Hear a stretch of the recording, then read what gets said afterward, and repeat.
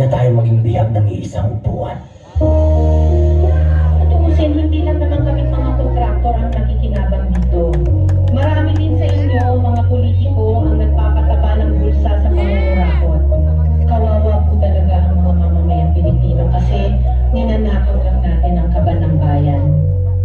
Sinong umaahon tayo ba o sila? Pagmangiti nila habang nakalubog ka ba?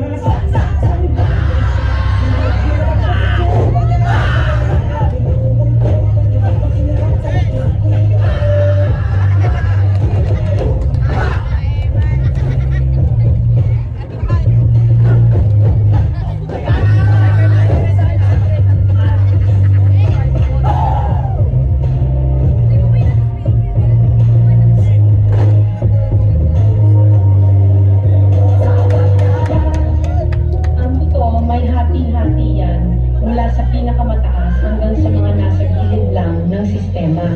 Sa patuloy ng pagdinig sa Senado at di naman ang proyekto ng gobyerno. Dapat para makinatang na natin ginagawa ang ulit-ulit na tayo ito ang pangasimulan. Simula bakit wala natatapos ang nasa makilala at wala na sa bago. Ilang beses na ako, pati nang isulungan at tulungan at kumato kumahami sa bigat na matagal na namin pagkamatangin na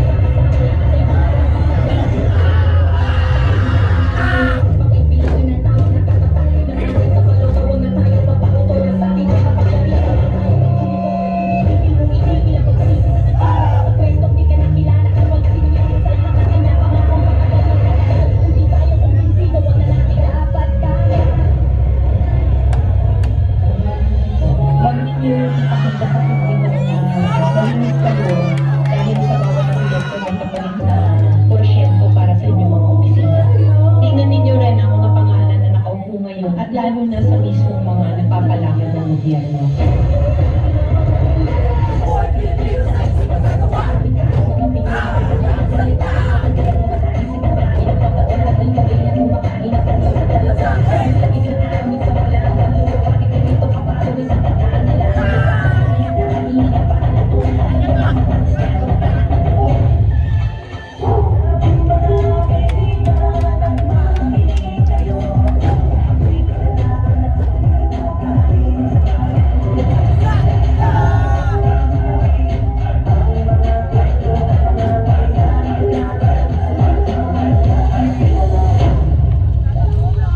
Isang taon pa na isiwala na may mga mali-maletang pera o may basura na i-deliver daw sa ilang mga politiko na naglalaman din ano hindi bilang milyones kundi bilyones na kickback mula sa pondo dapat ng bayan.